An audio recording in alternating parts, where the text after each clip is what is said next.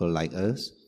We have interaction with our loved ones in the families, and when we go to work, interact with our office mate, and even strangers every day as we journey to work, buy things. So, metta is very important for the harmony of interaction with people. Now, why do we have metta to ourselves? And what is this metta to ourselves?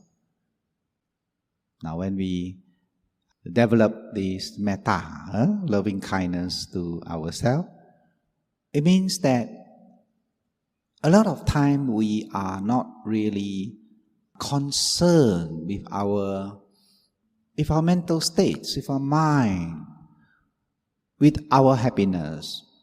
We think that external objects, if we can have that, that would make us happy. So we are not really very concerned of what really this happiness is. So in the process of trying to get all these things to fulfill our sense desire, in the process of earning a lot of money, making business, and struggling to have all these pleasures in life, nice houses, nice car, a lot of money in the bank. Now in this process, we encounter a lot of anxiety, a lot of ill will, hatred, dissatisfaction, jealousy. So we encounter a lot of these ill will in our mind, and that really disturbs our mind greatly, makes us very unhappy. So you can see the papers every day, you see how unhappy people is when they talk about races, color of the skin, their share, not your share, my share. We are entitled to my share, you're not entitled to your share. So these are what lay people think, that if I have more, then I'll be happy. So you can't take my share, so I should have more, and justify you should have less. So in this process in life, you see around you, people build up a lot of anger, frustration, and they think they're right, and they still hold on to the view that I am right, it belongs to me, nobody must take it, otherwise I will fight, otherwise I will plan how to cause injury to the other person. Now, metta to oneself is develop this awareness of looking into your mind, that when you have such type of mental states, such type of thoughts, all those hatred and ill will and fear and jealousy and anger, frustration, you're actually harming yourself, harming your mind, produce a lot of stress, a lot of mental pain, you can't sleep, a lot of lamentation, pain, grief, despair. Then you sigh, sometimes you cry if you can't get what you want. And that is actually harming yourself, meaning to say you have no metta to your own self. You don't care for your own self. You're harming yourself, you're hurting yourself with all the negative thinking. So when you develop this awareness, as we go through the process, first by using words to sink into our consciousness, we call it to build up the roots of kindness. Then we keep reminding ourselves, may I be well happy, may I be peaceful, may I be free from harm, may I be free from mental, physical sicknesses, may I be well, peaceful, happy.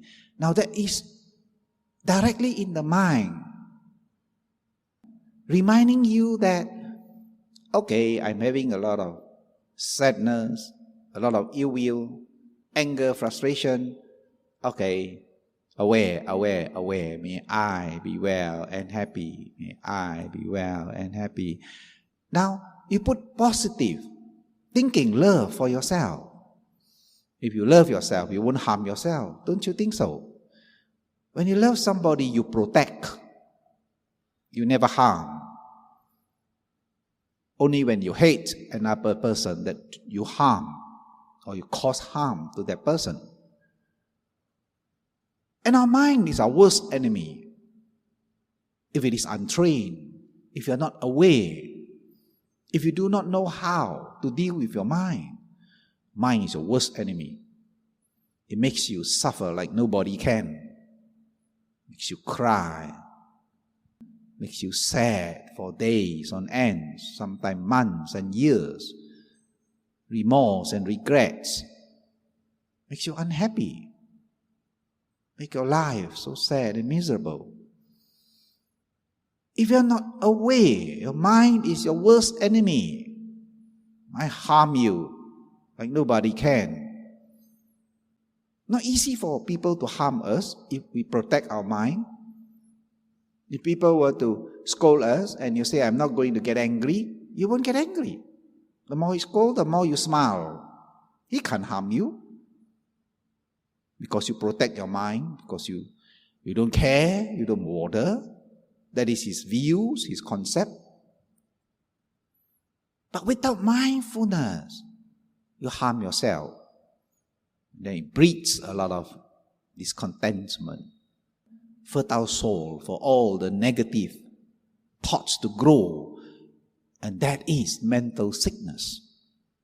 People become depressed, commit suicide, because you are not aware. Aware of what?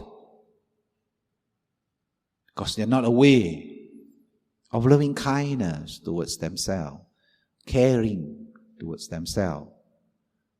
So in this practice of metta meditation, we induce love towards ourselves. And it's a form of reminder.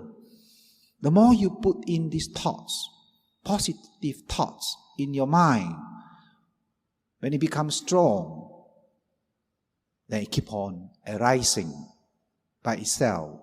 It's like a tape recorder. It's like a computer. If you put data into it, then you can compute. If you don't put love in your mind, it can't compute. You probably, if you don't practice loving kindness to yourself, you don't even know how. You don't even know why. You don't even know whether it works. Loving kindness works. It works if you keep putting positive thoughts in your mind. Then when these negative mental states arises, then you can measure the mind and say, hey, this is negative mind. This is harming myself. This is making me miserable and sad. So what do? You get rid of it. How? And one way is putting positive thinking.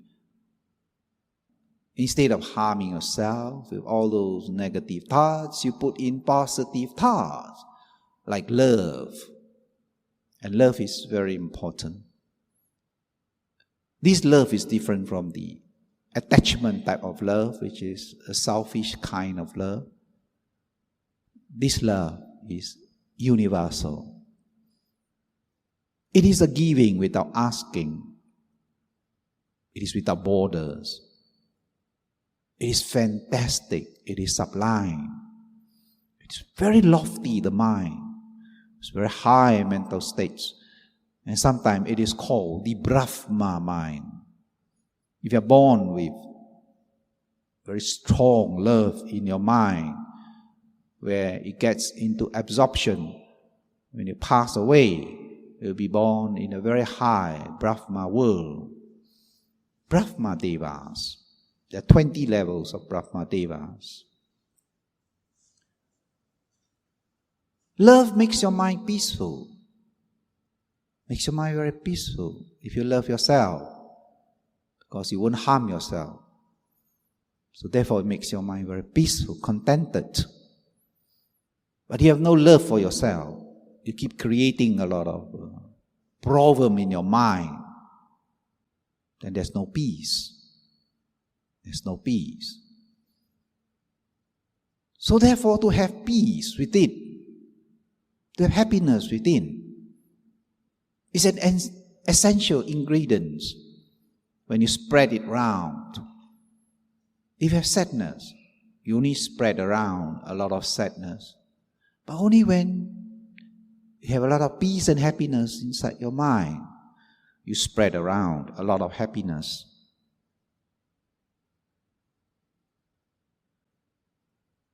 Metta produces a lot of joy. Love produces a lot of happiness. When you love yourself, when you're kind and love others, especially your loved ones, brings a lot of joy and happiness when you have love. Unselfish love. Attachment love brings pain. Attachment love brings pain. Sometimes it is difficult to differentiate between the two kinds of love. Hard to differentiate. You think that, okay, I got a lot of love. I love my daughter, I love my son, love my wife, love my husband, I got a lot of love. But what type of love is it? It is hard to differentiate. And some say that if you love your son, you love your daughters, love your husband or your wife, that is selfish love. It is not so. It is not so that when you love your husband or children, they are all selfish type of love. It is not so. Because you could also have the love that is wholesome, love that is without attachment. What is the difference? Love with attachment means that you bring up your children and you remind them again and again. You study hard. Next time you make a lot of money. Your first month pay, don't forget mommy and daddy.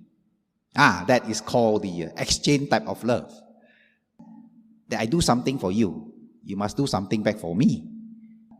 Or I take care of you. Next time mommy, daddy grow old, your turn to look after us. And there's an exchange kind of love that is called a selfish love.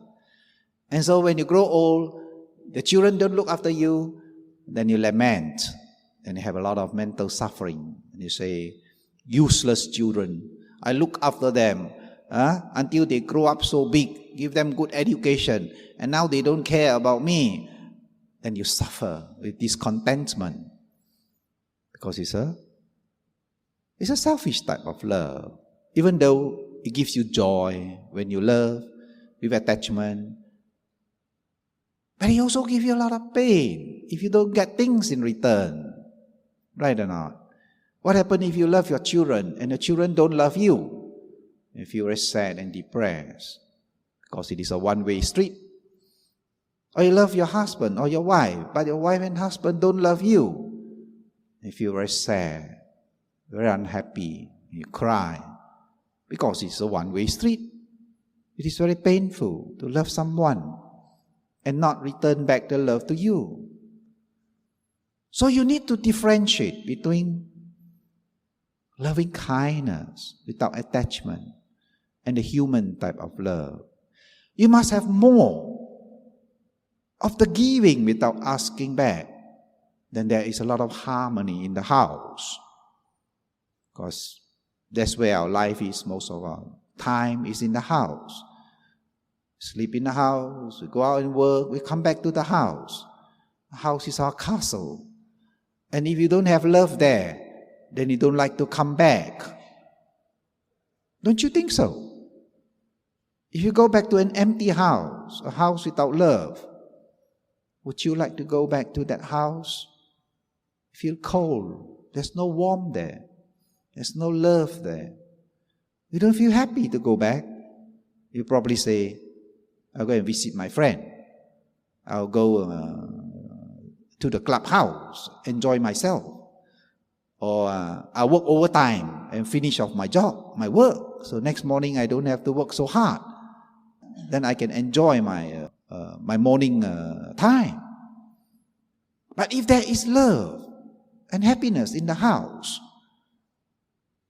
then you would like to go back home early. If you have your children who loves you, every time we're waiting at the door for you to come back home, run to you and hug you, how fantastic. Just that thought give you a lot of joy. Don't you think so? Just thinking of the children, your little girl, your little boy, when you come back home, waiting there, running to you, give you a great hug. What would you think? Probably you'll be smiling as you sit in the bus or drive your car back home. When you think of what you're going to expect when you reach home, that will give you a lot of joy and happiness. Why? Because of love. And a lot of time, when children love, they are not so selfish. They don't really count their love for exchange. They just love. Love is a very important ingredient in our life. If we do not have love in our heart, we are like stone. Our heart is like wood. We live a life with a lot of equanimity. Couldn't care less whether we live or die. You have no one to care for us. If you don't have sufficient love inside you to care for other people, it doesn't matter whether you live or die. Because it's a cold world without the warmth of love. So when we practice vipassana, wisdom meditation, we practice a lot of wisdom, a lot of knowing, a lot of equanimity, balance of mind, and mindfulness. Sometimes we forget about the love. We forget about the love, which is so essential to make the world go round. Love means to overlook the imperfection of your partners, your children. Love means without comparison with the children neighbors. Love means giving without calculation whether the other person deserves to be loved. Love means giving without asking. And it is very, very great kind of love and very, very wholesome. Just the thought of it. Karma is so great. Indeed, you are indeed great. Just the thought of may all beings be well, peaceful and happy. It is a great mind to transcend, to overcome all this discrimination, to overcome colors, to overcome sex, male or female, to overcome human or animals, or ghosts, or devas. A mind that surpasses without limit. So it is unlimited love. A love without boundaries. A love that is spread out as far as your mind can go. Human world, Deva world, Brahma world, and even down to the Petas world, the hungry ghost world, the hell world, animal world, transcends. It covers the whole universe and even the 31 planes of existence.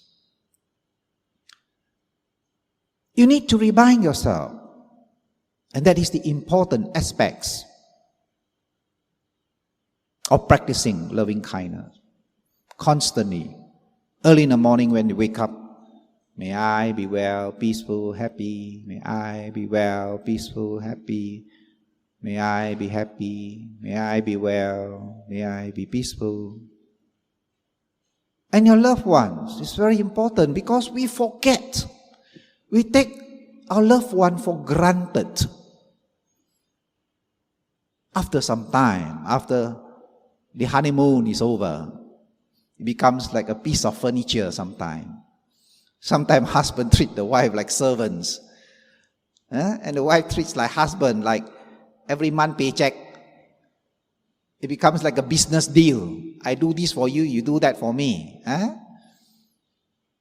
You forget about the important ingredient in life, love that makes the world go round, makes the family warm and happy. So we need to remember our loved ones in our mind, that we need to give them love, caring. We need to overlook their mistakes. Try not to see their mistakes so much until the whole person become nothing but mistakes. And you think to yourself, oh my gosh, my life is a whole mess of mistakes. And the husband say, I married the wrong girl. And the wife say, I married the wrong man. But that's too late to regret. What is needed is love. Built up. Takes a long time to build up. A family takes but a few moments to destroy it. With hatred, with anger, frustration. Take just a few words. Probably 3 words. I am leaving, and that's full stop. It is sad, but it is true. Build up a family, take years and years. To break a family, just take 3 words. So the remedy is love, and that's very important. So we are going to have more and more of this practice. We combine this loving kindness with our wisdom meditation so that we are balanced. That we don't see everything as just elements. You don't just look at your wife, element, earth, kasina. Neither the wife look at her husband, earth. Nothing but walking earth. Needs to be balanced. Concept. We can't live in this world without concept. We live depending on concept. But we must understand what is concept, what is reality. It's important that we remember to love our loved ones. Not to see their mistake so often, to see the good points. Once you see the good points, then you're more happy, more easy for the mind to develop love. But if you see the bad points, then love is not there, but hatred. If the wife were to see the husband coming back late, and the wife says, why are you always coming back late for? As if you got no home. The fact is, the husband probably is working overtime to make ends meet. So if she thinks like that, then she gets a lot of hatred and anger. But if she thinks differently, if she thinks, my husband works so late, he really strives so hard to bring the money back so that we could have a good life, then he produces a lot of love. The wife for the husband, and in return, the husband for the wife, because the wife thinks, wow, my wife is so understanding, so loving, so caring, waiting for me to come back and cook something warm for me to eat. Now these are all love in action, not only in the mind, but in action, in words. Then we say metta in words, in speech, in action. When you love somebody, you make sure you take good care of him, make sure he's not hungry, make sure he's happy. That is love. So it starts in the mind. Action always starts in the mind. Action cannot perform by itself without the mind telling it to do so. So meditation becomes very important because we go right to the very source of happiness, to the very source of the problem. And that is the mind. We go very straight, deep into the mind, telling ourselves, may I be well happy, May I have love for myself. May I have love for my loved ones. May he or she be well, peaceful, happy. Well, peaceful, happy. You get less angry if you have a lot of love for the other person. It's like one day I was, long time ago in Penang, and there was this mother, and he was holding the child in the center in our MBMC meditation center, and I saw that little child was very irritated, I think probably 2-3 years old, and was pulling the mother's hair, and the mother was saying, ooh, ooh, ooh, because it was painful. And I was surprised, and I looked, and the mother turned and saw me looking with my eyes so big. And you know what the mother say? The mother say, my son now is so big, so clever, know how to pull mommy's hair. She experienced a lot of pain, and yet she's not angry. She still stays. The little boy is so clever, so big and so clever. What happened if the neighbor child were to pull her hair and see what happened? Why? Because the love for the child. Don't you think so? It overcomes hatred, anger. It overcomes the mistake that the child did in pulling her hair. Because love overcomes